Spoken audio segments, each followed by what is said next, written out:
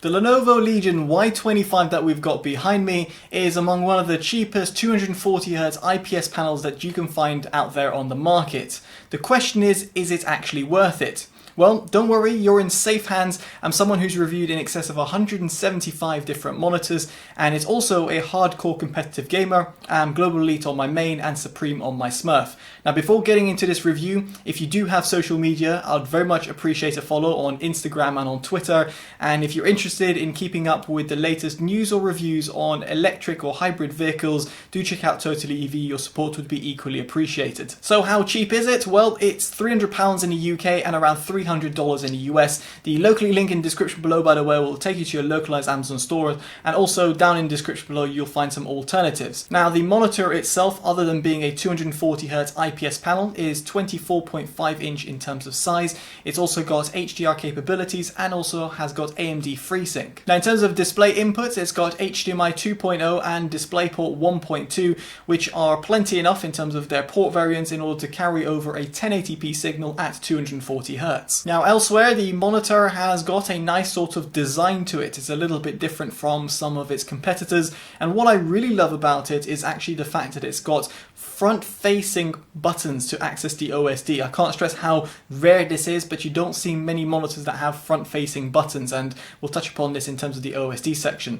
The rest of the monitor is treated with a three-sided borderless design, and the stand itself is fully adjustable. In other words, you've got height, pivot, and swivel adjustment. In other words, you can find the right ergonomics, which is great to see. So next up, we've got the OSD that can be accessed through those buttons that I mentioned before. Makes it very easy to do so. So at the main menu, you can see what you're running and which mode and everything like that. The next one, in terms of brightness, saturation, DCR, that's dynamic contrast ratio, those are those options. Now, in terms of color temperature, I would recommend warm. If you are more in terms of color editing, you might want to enable sRGB, but that will limit brightness, and we'll touch upon what it does exactly in the image quality section of this review. And then you've got the game modes, which you can enable or disable. Bear in mind, if you do enable the game modes, it will skew with the colors. Then you've got the overdrive, and we'll touch upon this in the gaming section, but you'll probably want to leave it on normal if you do have this monitor. And HDR, you can enable or disable, likewise with FreeSync/G-Sync, and we'll touch upon both of these in the gaming section of this review as well. Then going back, we've got the source, so you've got HDMI and DisplayPort, auto source enabled, and then the OSD settings as well, which is pretty self-explanatory. And now we get on to image quality. To test its sRGB color performance, I put it on the sRGB mode through the OSD and put it through the Datacolor SpiderX Elite in order to test how it is out of the box. This is uncalibrated, as if any user would get it. In this respect, it hits 98% sRGB gamut coverage with a gamut volume of 113.9%. As you'll be able to see, it's a little bit overzealous in terms of its yellowish and bluish tones, which is not necessarily a bad thing, but this does mean that when it comes to color accuracy, it's not quite at pinpoint accurate at an average delta of 1.84 and a maximum of 6.89. Now, these figures aren't bad. It's just worth considering that there are some other IPS panels out there, gaming monitors that is, which are far accurate. So for those color editors and video graders, you might prefer those other monitors. But for the average user, for the average gamer, the panel looks great out of the box, and you could tinker around with it in terms of the OSD settings, in terms of its RGB values. And of course, if you've got a color calibrator and you've got that software, then of course you can calibrate it to your heart's content. The point is over here is that out the box, I think most people will be pleasantly surprised as to how the colors and the overall tone of the monitor is in comparison to, for example, a TN or even a VA panel.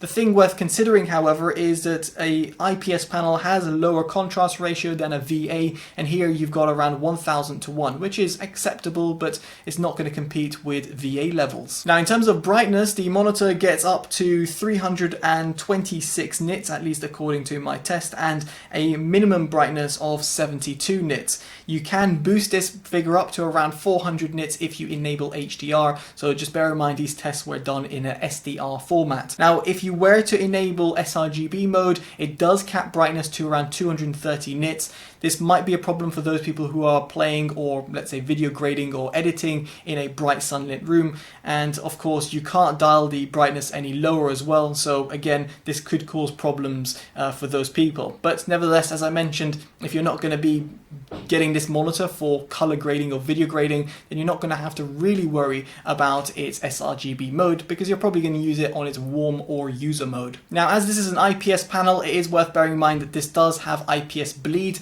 but my panel itself was actually really impressive in this domain. Probably one of the best panels in terms of dealing with IPS bleeds that I've seen. There's very little bleed throughout the screen, and even in terms of its brightness uniformity, it's pretty much pinpoint accurate, which is very surprising for a 240Hz panel, let alone a gaming one as well. Now let's be honest, while image quality is important and is very important for someone like myself, those people who are getting a 240Hz panel, other than having an acceptable image quality, which this panel does perform, it's very important to know how its gaming credentials are.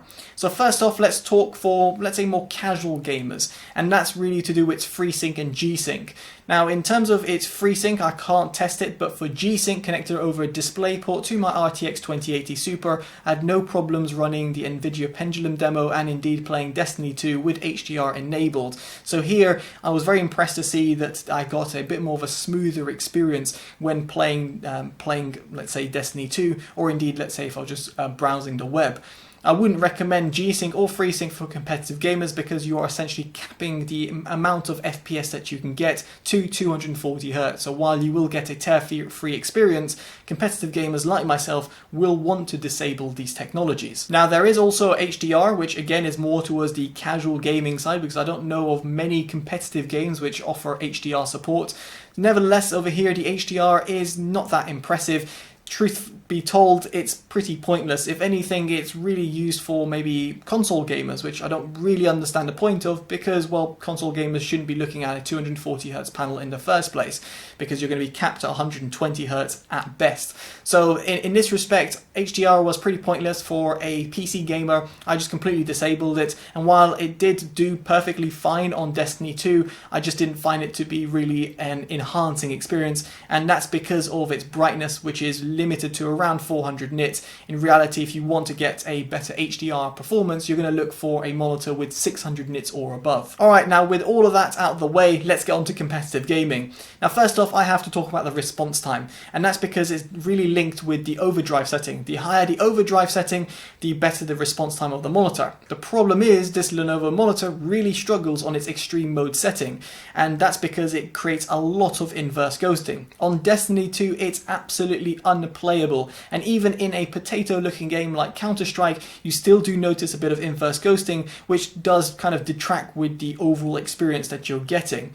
So in reality, for you to have a perfect medium, so to speak, you have to put the overdrive on normal mode at the expense of response time, and as a result the monitor's response time isn't actually as low as, well, Lenovo make out, or the marketing claims go, as 1 millisecond. I don't really think it's a real 1 millisecond response time monitor. Truthfully, most IPS panels aren't, just because of the IPS technology. Of course you can achieve it in some respect, and you can get monitors with fantastic overdrive settings, but anyway, this Lenovo monitor isn't it, and as a result, when it comes to the response time of the monitor, which is very important when it comes to competitive gaming, you don't quite get the most responsive feel. And while it will be very good for those people who've never come across a 240Hz panel or a 144Hz panel before, they'll find that this monitor is really good. But for those experienced users, potentially like myself, or those people who are, well, have had different monitors and have tried different 240Hz panels, they might find that the response time of the monitor is just a little bit sluggish. Now on the plus side, the input lag was actually very impressive. I didn't have any issues whatsoever when I was doing my clicks tests and playing around on Deathmatch. I just felt that the clicks were very responsive, and the input lag of the monitor on the whole was just pretty class leading.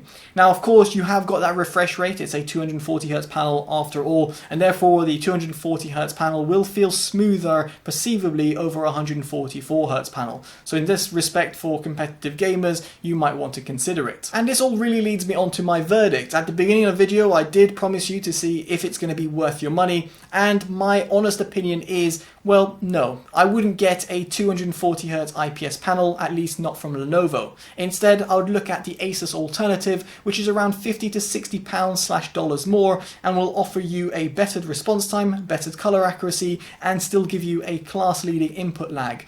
And this is really for those hardcore competitive gamers. If you don't fall in that hardcore competitive gaming level, and no matter how competitive you might think you are, it's worth bearing in mind that there are 1440p 144Hz IPS panels that have class-leading input lag and response time with almost zero inverse ghosting, and those are the monitors that I would still suggest till this day. There's one from BenQ, for example, or even one from Acer if you can find it, if it's not discontinued in your territory, which are the monitors that I would really suggest for the vast majority of people out there, and for you just to get a much better gaming experience, because you're not going to be limited to full HD 1080p, and instead you're going to enjoy the glorious 1440p resolution.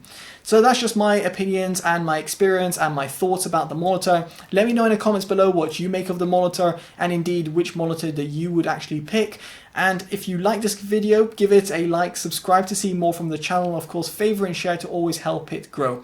Alright guys, I've been Totally Dubbed, take care and goodbye.